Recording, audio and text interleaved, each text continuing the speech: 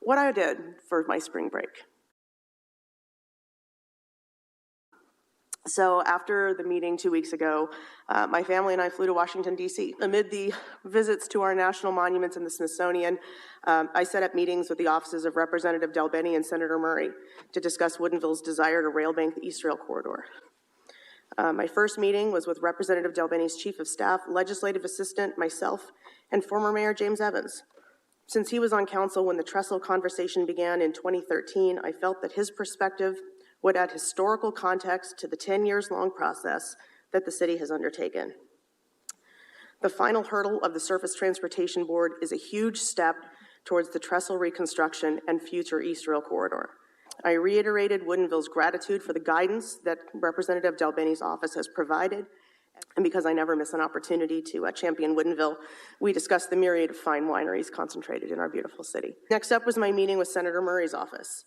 Because Woodinville has not, to my knowledge, engaged the senator in our rail banking efforts, I took a bit of time explaining the trestle East Rail connection and how impactful the STB's rail banking approval would be to our community. The senator's senior policy advisor on transportation offered, and within a day emailed, the attorney for STB to review Woodinville's submitted documents and to let STB know that this project for Woodinville is also important to the senator. To put a fine point on this development, Woodinville has the Senate Pro Tem, third in ascendancy to the President, supporting our rail banking request.